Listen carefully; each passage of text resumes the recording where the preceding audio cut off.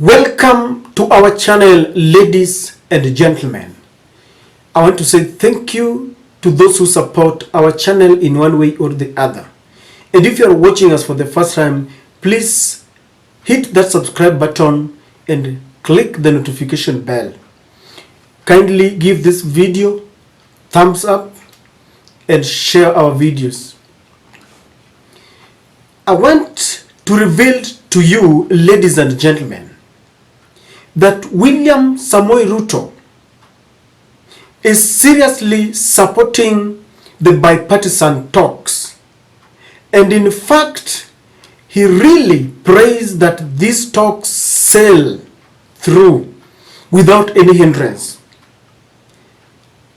Amid that pretense and chest thumping outside there that these talks will yield nothing, William Ruto is one person who has urged Kimani Ichung'wah to ensure that the bipartisan talks between the government and the opposition achieves its intended purpose. There is a particular video that will reveal to you that William Ruto had long envisaged that there would be some negotiations between him and Raila Amolo Odinga. And after watching this video, you will realize that if there is one person who needs to be very cautious and very careful with William Ruto, is none other than his deputy, Rigathi Gachagua. Because William Ruto has known that Rigathi Gachagua is obsessed about a handshake and succession politics. And William Ruto has set for him a trap that he has gotten into wholeheartedly. So what William Ruto is doing is to help him make a lot of noise about the bipartisan talks. Yet William Ruto really understands that in these talks lies what he has always wanted to achieve in this government. Now, I want you to listen to William Ruto. And after listening to William Ruto, I will show you a leaked result of the technical team that was set to iron out what the Kimani Ichung'wah and Kalonzo Musyoka team need to talk about. And you will realize that they have come up with 5 agenda. And in these 5 agenda, they are intertwined to ensure that they include what William Ruto talked about. Now, when William Ruto was in Chatham House is in England, during the campaigns, William Ruto visited them because many African presidents or African leaders who are contesting to become African presidents would always go to Chatham House, and that is where it is believed they sign deals with the Western countries to help them gain and help them victorious. That is where plans are choreographed so that elections can be rigged and everything. And it is believed that when William Ruto was in Chatham House, that is where he made a deal with the US and the UK, because several contenders would go there, give their keynote speech, and they will look at you and they will ask you several questions concerning your foreign policies, the economic values, what you stand for. And it is believed that after William Ruto gave this keynote speech, they approved of William Ruto and they had set their mind that William Ruto was going to become the president of Kenya, come what may, by hook or crook. Listen to William Ruto. My suggestions are as follows. First, the national government should be reconfigured to comprise the national executive headed by the president and the official opposition headed by the leader of the party or coalition of parties whose presidential candidate wins the second highest votes. That is good for accountability. And secondly, it removes or mitigates the winner-take-all perception. The leader of the party which becomes second becomes the leader of the opposition, and with his or her running mate automatically becomes members of parliament and assume the leadership of official opposition. This formula should apply at the county level as well. I further propose that with the leader of opposition taking leadership of the opposition in parliament, the deputy president should then take over the leadership of government business in parliament. This should be replicated at the county level by deputy governors. The Senate, we must make a decision to make the Senate the upper house. Thirdly, cabinet secretaries should be ex officio members of parliament and must attend sittings of parliament at least once a week, and whenever required to answer questions on the floor of the House. This will remove the perception that there is a disconnect between the executive and the legislature. I, however, maintain that members of cabinet should not be elected members of parliament. Fourthly, we must resolve once and for all the mechanism for the attainment of the 2/3 gender rule. We must apply ourselves to it, we must deal with it, and we must overcome it. We must resolve once and for all the mechanism for the attainment of the 2/3 gender rule. We must apply ourselves to it, we must deal with it, and we must overcome it.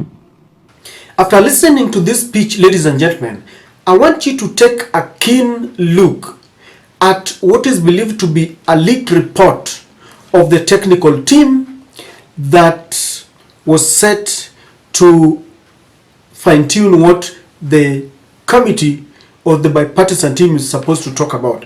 Very first, it is indicated there that Raila Ruto talks team comes up with 5 points for Azimio and Kenya Kwanza. And I want to give you very briefly what these 5 points include. Now, it is said that the cost of living and social economic issues, 2/3 gender rule, national unity, and governance and checks and balances in government forms the first agenda.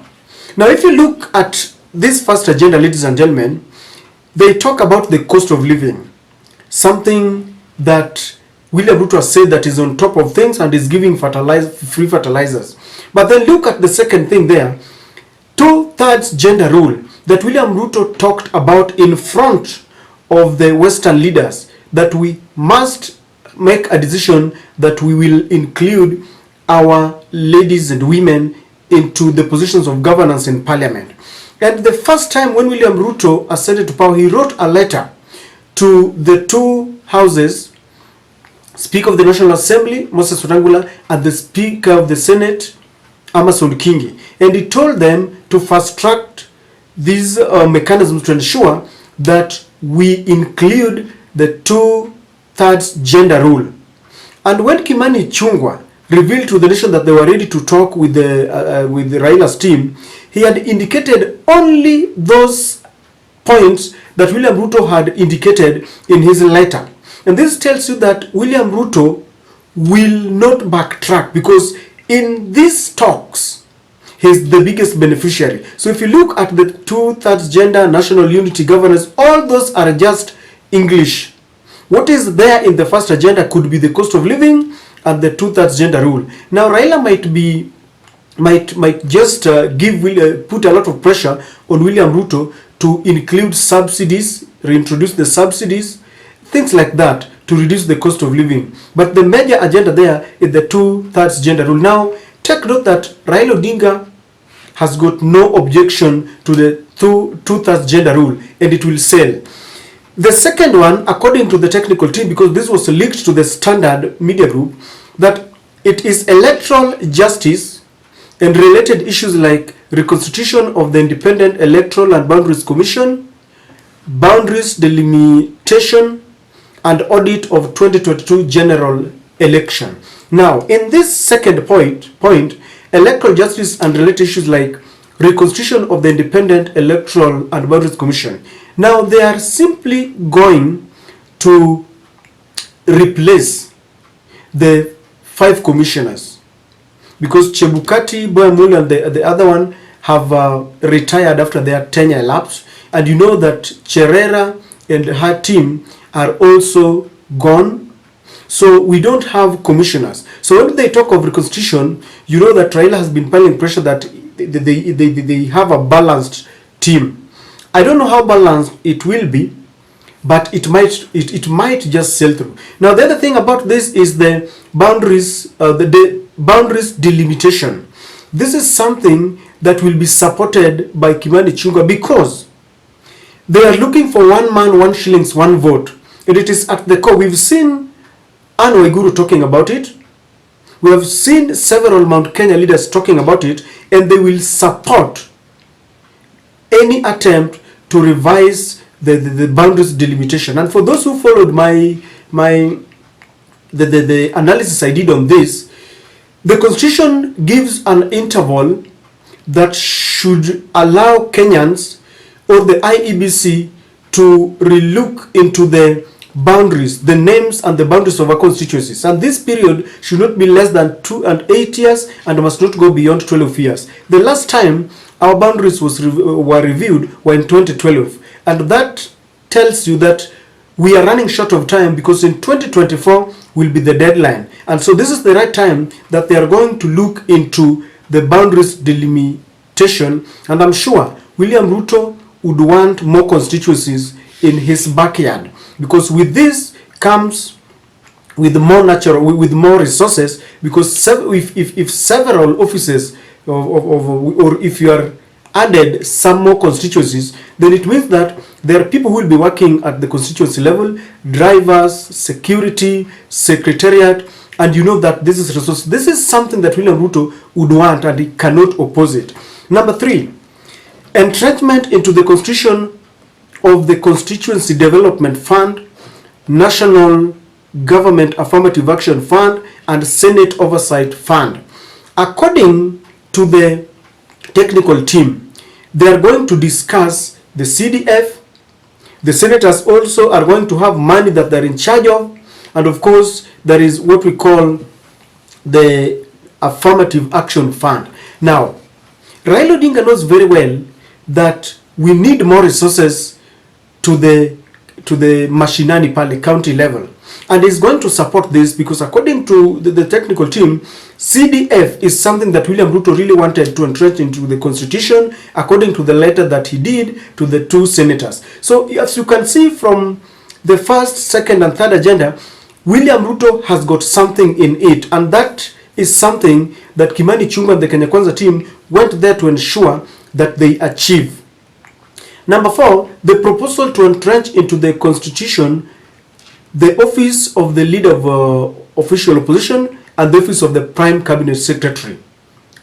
Now, as we speak, the chief minister Musalia Mudavadi has got no constitutional backing. He's got the political backing, but his office is amorphous. It is not entrenched into the constitution. I've seen some groups going to court to challenge him, and William Ruto wants to move with speed to ensure that we have this office entrenched into the constitution, so that we have the office of a prime cabinet secretary, otherwise known as a prime minister.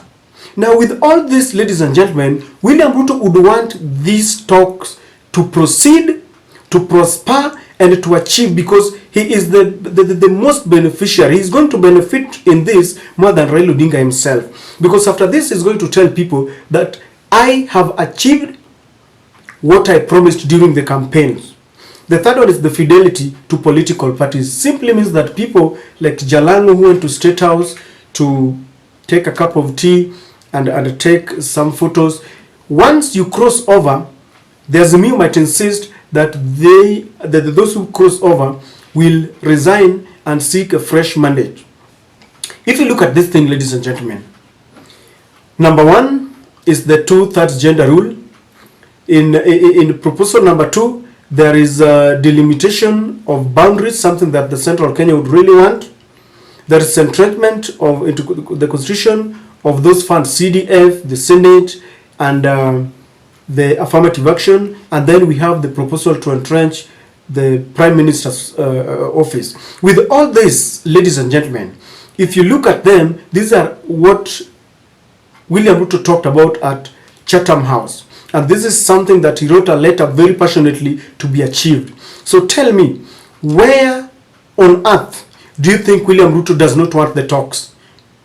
He's busy chest thumping to hoodwink his deputy and some of the central Kenya, Mount Kenya leaders who still bury their heads in the sand. Don't be cheated. William Ruto is the #1 supporter of the bipartisan talks because it is going to serve his interest. And that is my take.